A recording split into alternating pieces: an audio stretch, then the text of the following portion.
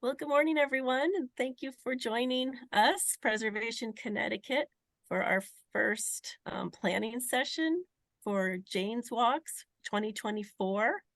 I'm Jane Montanaro, Executive Director at Preservation Connecticut, and we're hoping this year Preservation Connecticut can be a coordinator for a number of wonderful walks throughout Connecticut on May 4th. So janeswalk.org organization has put together a nice presentation about Jane's Walks and how to coordinate them. So I'm going to share a PowerPoint that they've put together for all of us to use.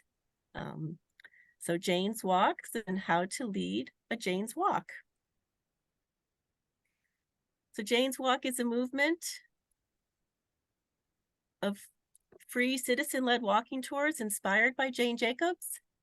The walks get people to tell stories about their communities, explore their cities, and connect with neighbors. And Jane has been quoted as saying, cities have the capability of providing something for everybody, only because and only when they are created by everybody.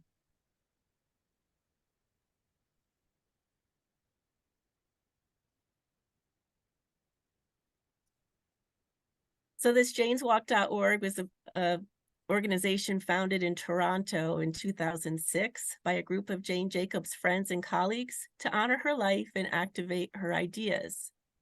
The latest data we had was in 2017 when 1,700 Jane's Walks took place in 225 cities around the world, spanning 37 countries and 6 continents. And we understand that this year it has reached to over 500 cities.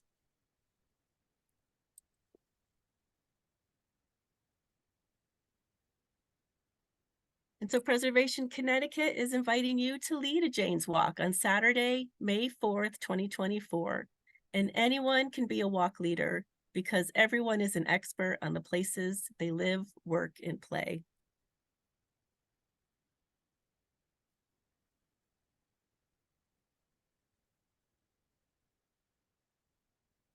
So there's a few easy steps to get started. Step 1 is just think of a place you'd like to explore or a topic you'd like to discuss. And for inspiration, you can check out janeswalk.org cities, and we'll also chat after this presentation for more inspiration. But we're certainly not the first ones in Connecticut to think about doing a Jane's Walk. There have been several that have been offered independently by organizations, such as in New Haven, did Turn of the Century and Beyond on Autumn Street, Imagine Waterbury, Creative Community Building by Foot, Downtown Norwich, Then and Now, and Bridgeport, Jane and Caesar's Way. This is the first time we're trying to coordinate a bigger outreach effort around the state. So step 2 is grab a friend and go for a walk. Look, listen, smell, feel, and observe. Make eye contact with the people you're seeing out on your walk and talk to people. Hear what they have to say. Be active and present in the city around you and take notes. Get a real sense of the environment that you're in and the energy and what makes that place special. Step 3 is to plan a route.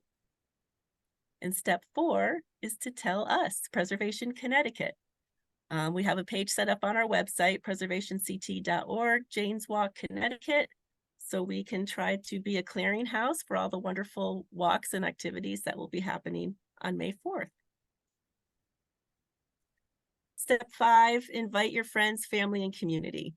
Preservation Connecticut and community partners will help promote all of the walks in your city, but you should get the word out too. We'll be doing this together. And then step 6 is to show up, walk, and have fun. So some basic tips for planning your walk. Certainly don't worry about being an expert. You are an expert in your own experiences and you have plenty to share, but you don't have to know everything about the community that you're exploring. And often somebody in the crowd will have experience and information to offer. Consider enlisting a co-walk leader or ask a community member who has knowledge of a certain area to help fill in the gaps. And remember that it's not a lecture, it's a walking conversation. Would be helpful if you wanted to learn a little more about Jane Jacobs, but it's not absolutely necessary. You don't have to have read Jane Jacobs, The Death and Life of Great American Cities, or any of her other books, or know anything about her to lead a Jane's Walk, but she has some important ideas about cities that can help inspire your walk. And some details to think about: consider accessibility for all the folks that may be participating with you. Everyone experiences space differently, so try to find ways to accommodate different needs wherever possible. Be mindful of terrain, curbs, staircases, gates, and other barriers that could hinder someone's ease of movement. And think about whether there are portions of your walk with dim lighting, underpasses, strong odors, excessively loud noises, traffic, or large crowds. And consider how you will speak. Avoid jargon and brainstorm ways of speaking and asking questions that will engage a wide range of participants. And we recommend going for depth over breadth. The best Jane's Walks are those that dive deep and draw out a city's stories, details, secrets, I like that, patterns, and rhythms.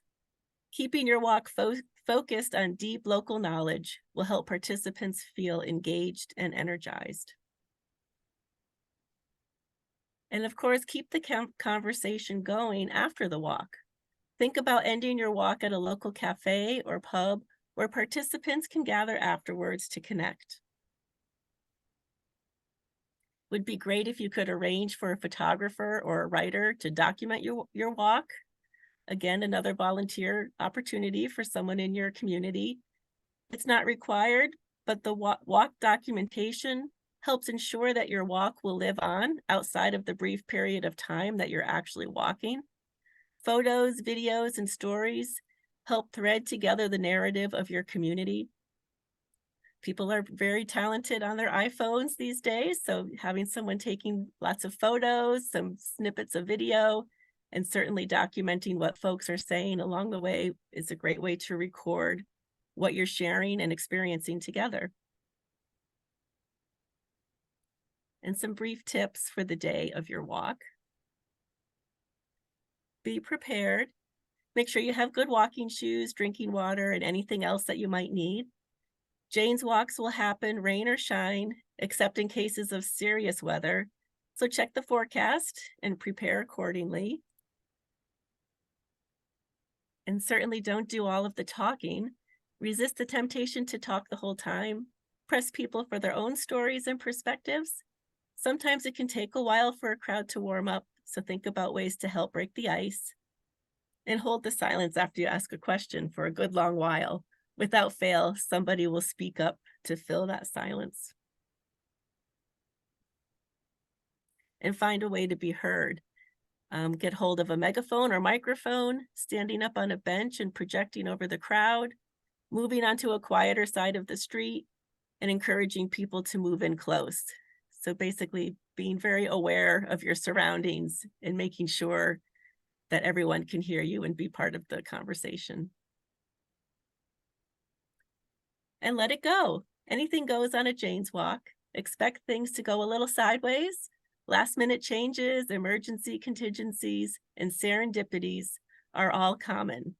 So embrace the spontaneity and have lots of fun. This is important. Don't forget to have fun. That's why we're doing this. We want to celebrate our communities and engage with our friends and colleagues and folks that live in these areas, and just celebrate our special places that we have in Connecticut.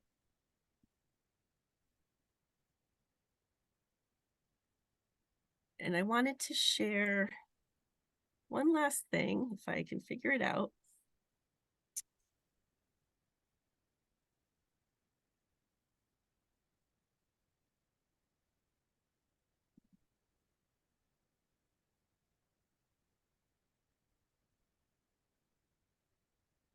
So here on website, preservationconnecticut.org, under Get Involved, Jane's Walk Connecticut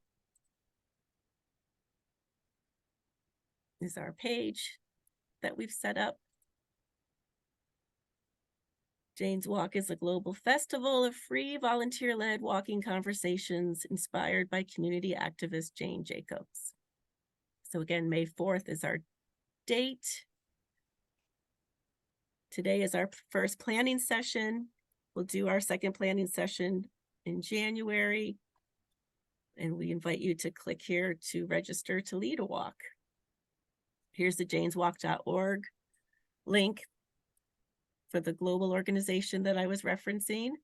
And Kristen Hopewood is our contact for all of your questions for this program. So with that,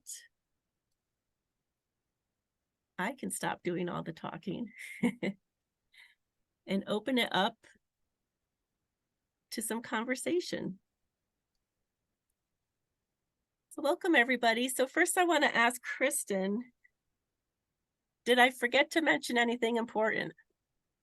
No, I feel like you've outlined the basic concept, and I know you mentioned you see like on the slide there, like Jane's Walks have been done in Connecticut. There's a couple examples in Bridgeport, Norwich, Waterbury, New Haven. And I know so Chris has clearly done tours in New Haven, which haven't been called Jane's Walks, but they certainly could become Jane's Walks. So any tours that have been done in your areas, I think we could easily turn into a Jane's Walk. So right now we're just really looking for ideas. Thanks, Kristen. And Chris Wiegren from Preservation Connecticut, our architectural historian and expert. Is there anything else that you thought we should mention in our introductory for Jane's Walks? You know, the tours I give, I have generally done most of the talking, but I've always thought about sort of doing a tour where I sit back and be quiet and just ask people, you know, what they're seeing, what they think about it, how they're experiencing it. And that sounds like, you know, very much what the idea is here, that it's a walking conversation with somebody who's able to ask questions, maybe get other people talking. And I think it's a way to share ideas that may not have occurred to an architectural historian. Mm-hmm. Thanks, Chris. Mm-hmm. And I'd like to give a shout out to Priyanka Panjwani, a trustee of Preservation Connecticut, and she's done a lot of early thinking on this topic with us.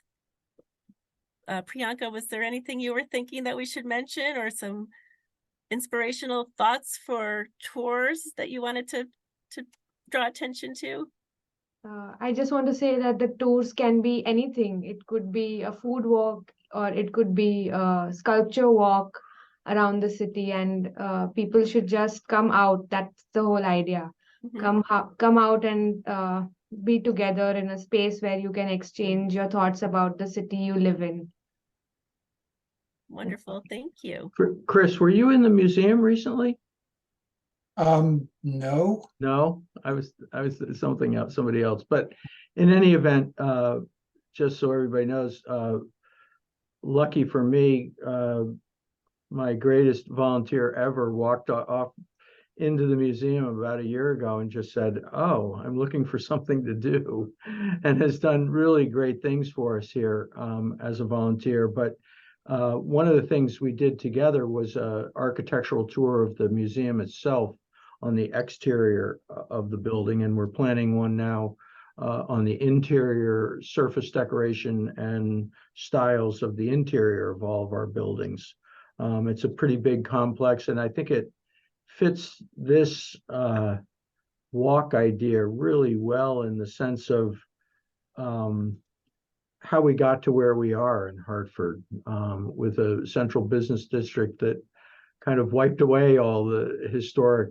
I mean, we have some left. We have an old state house and some early churches and the Wadsworth and so on. But for the most part, it was always about progress, so to speak, of, you know, plowing things under and putting raised up Constitution Plaza, during the 50s, 60s, which fits right into this Jane Jacobs ideas about not doing that type of thing. But it was all the rage. And we had a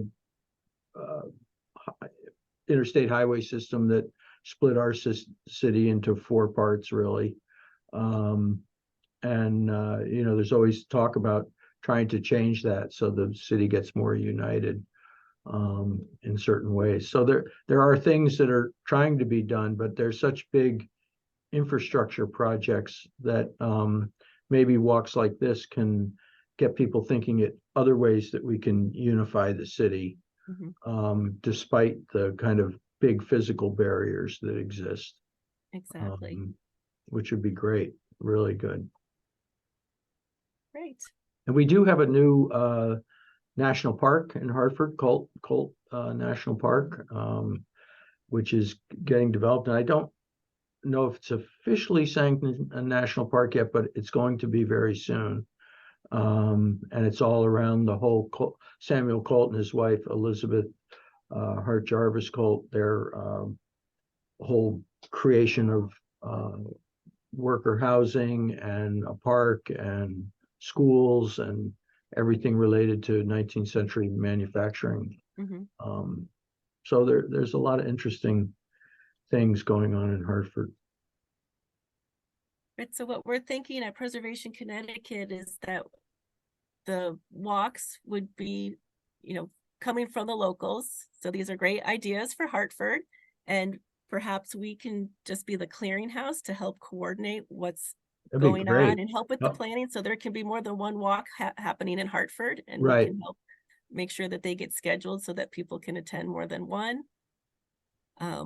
We're hoping over the next 2 or 3 months, everyone will be thinking about what they might like to do and, registering on that form on our website. And then we can have follow-up meetings and flesh out some of the topics and goals and help, plan. So there's a cohesive organization over what's happening that day. So people can go from Norwich to New London or to Hartford and somewhere else and try to pick up all these great walks. And again, the topics can be whatever your heart desires, whatever you want to share or interested in. And we're just really excited to hear from you all what you think you'd like to explore and share in your community. Great ideas. And I think what we'll do here is we'll begin to talk with our events team and our senior leadership team about various ways that the museum can participate or encourage our other community partners at other organizations to participate, like at Mark Twain House or UConn, which is right next door. There are all kinds of organizations that we work closely with that could very easily partner and create a walk. It doesn't have to be doesn't seem like a complex thing to do. It's just pick a day and take an extra hour or two to go out and do this. I think it sounds really good. Yeah, just a little spark of inspiration. What do you want to explore? Is it sculpture? Is it gardens? Is it a downtown district or a certain event in history that you want to trace the trail or anything? The sky's the limit. Jane, I apologize for coming in a little late. Is there a specific date that this is happening on all over the state, or was it open? I apologize. May 4th is the Global Jane's Walk Festival official day. Okay. Yeah, most of our site administrators at Connecticut Landmarks should be able to plug something in, and we do walking tours already that have become more and more popular in Hartford. So I'll pass this word back along to them. Yeah, Thanks. that would be wonderful. We'd love to have Connecticut Landmarks participation. Yeah. Jane, hi everyone. Mary Zeman from Bushnell Park Conservancy. I mean, this does sound very similar to what the Connecticut Forest, oh my gosh, I'm gonna get it wrong, the Park and Forest Association does the first weekend in June. And I know Connecticut Landmarks is involved in that. There's a lot of things in urban neighborhoods, even though it's the Forest and Park Association of Connecticut. So I would just say, if you ever look at their website, I think a lot of preservation organizations take part in that.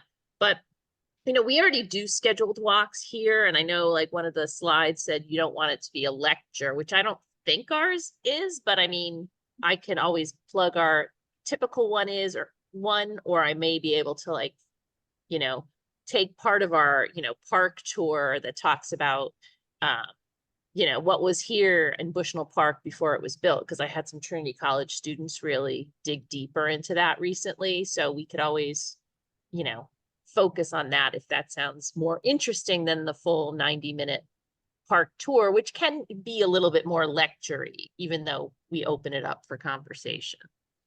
Mhm. Yeah, or you can just modify that tour.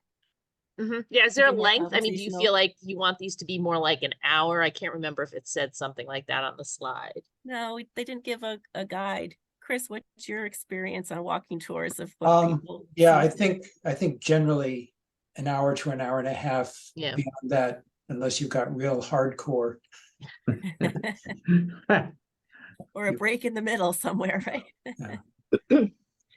Hi, everyone. This is Lauren Hi, Lauren. Copley from Bridgeport Downtown Special Services District. Apologies, I wasn't able to join until a few minutes ago. So I apologize. It seems like I missed a great presentation and overview. We have actually hosted a Jane's Walk for the last 7 years in downtown Bridgeport, and the topic of it has changed and the dates have changed also. So it's nice to be more coordinated and centering around May 4th or the weekend, you know, that overlaps with her birthday. But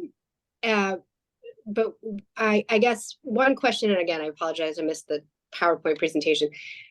Is there an opportunity to kind of promote together all of the different walks that are taking place? Because I think one of the things that we've experienced, COVID was out, it was actually not a bad attendance. Like 2020, 2021 were actually not a bad attendance years because it was something to do outside where you could be distanced.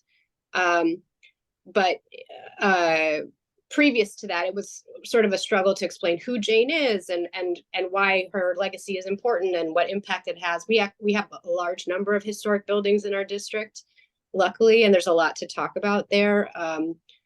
But in terms of this particular hook of a Jane's Walk, that's always been a little bit of a challenge of how to get a good turnout. So Well, that's are there exactly what we, yeah. strategy you could share?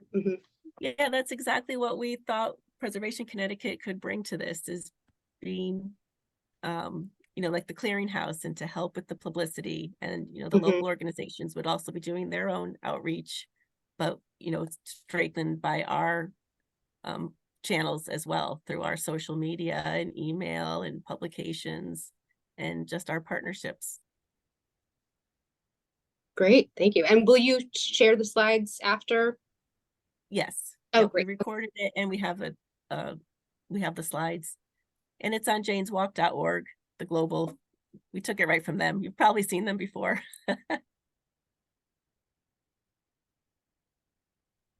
Did anyone else want to share any thoughts or questions about Jane's Walks?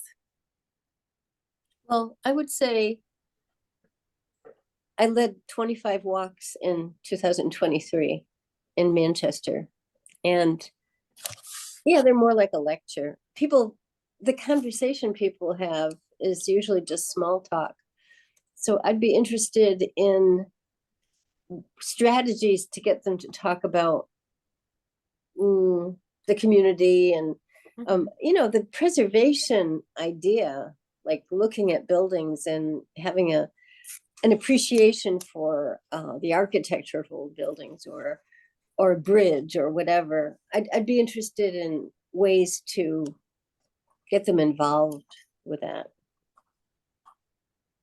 Maybe providing some talking points about how to engage the conversation, getting their feedback on what they know about the area or their memories or family ties to the area, or how a site is making them feel. Is it, you know, engaging, inviting, exciting? You can. I know one of the things we've been doing at the Athenaeum is having community listening sessions. We're doing a big show on hair and identity, and we've had a lot of community partner listening sessions and so on. So we're finding it particularly important to have, you know, multiple voices talking about their experience. So I think that's one way you can make a tour not so much a lecture, but to have people who have grown up and families have lived here for a long time. If we can encourage that kind of participation, I think that would be helpful. Mhm. It's not easy to do, but it's possible and exciting.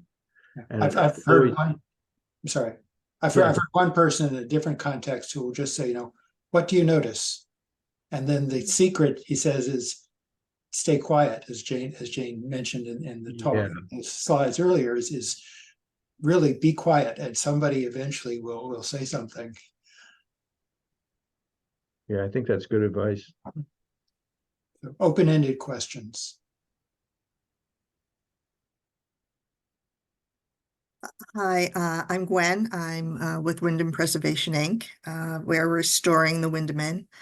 And I have board member Barbara Rostek here with me. And we certainly will go back to the board and discuss this, but I think this is our sweet spot.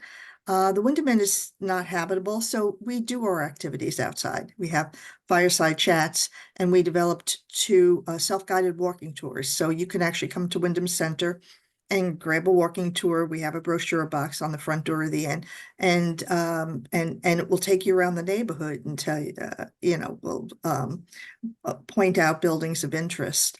But I think there are several ideas, Barbara, I think that we can come up with.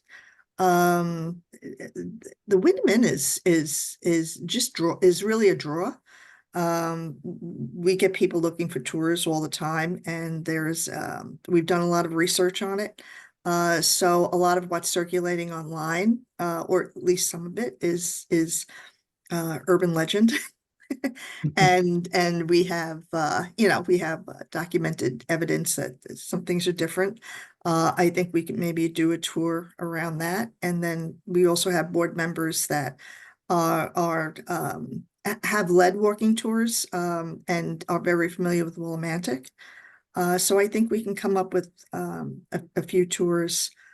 My question was, are you looking at it, aside from May 4th, are you looking at a specific time frame? And I'm thinking if people come to Wyndham and we're having multiples, we have to stagger them so they can make all of them. No, anytime on that Saturday. Okay. Would you also consider a cemetery? Because we restore stones in the earliest part of our cemetery, and there's a lot of history there. Absolutely. Yeah, Okay, cemeteries are great. Tour and Great. conversation pieces.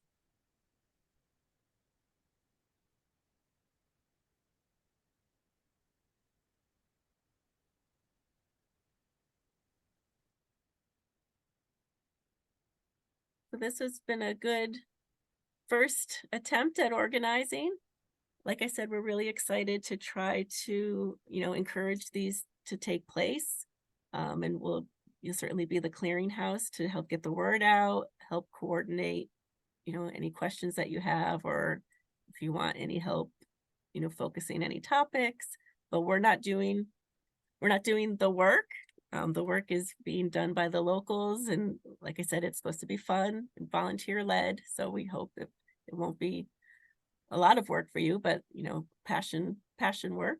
So certainly feel free to reach out to us and Kristen with any questions if you want to run any ideas past us. We're hoping you'll start populating that spreadsheet or form rather that we put up on our website, preservationct.org, and Jane's Walks, to start getting some of these ideas on paper. And we'll meet again in January 22nd, to have, a follow-up to this conversation. Hopefully we'll have some more friends and colleagues join us and contribute some more ideas to what's happening. And we can get a little more fleshed out some of the details that we'll need to work out to be ready to roll on that day. we're thinking the next 2 or 3 months is, idea gathering, starting to plug in where a walk would be and what that might look like. And by March, we want to really start advertising what we're doing. So if you have a good idea of what your walk is by March 1st, we can start putting the publicity out together. And we'll just take it from there.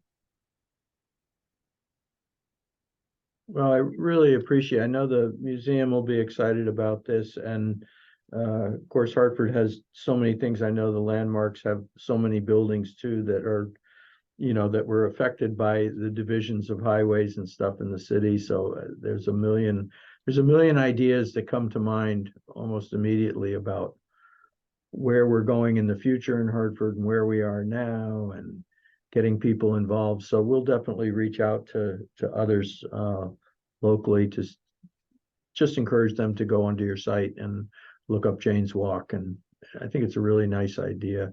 Appreciate you all Yeah, that's trying to great. coordinate this. I think it's a good idea to have it coordinated, because that'll make it more exciting going forward and become a real Exactly. annual thing. Yeah. We'll all start to feed off each other's energy and ideas. Well, thank you all so much for taking time to start chatting about this. And I look forward to continuing the conversation in January. Take care. Bye-bye. Thank you. Hi. Happy holidays, everybody. Thanks, Yeah. Gwen. You too.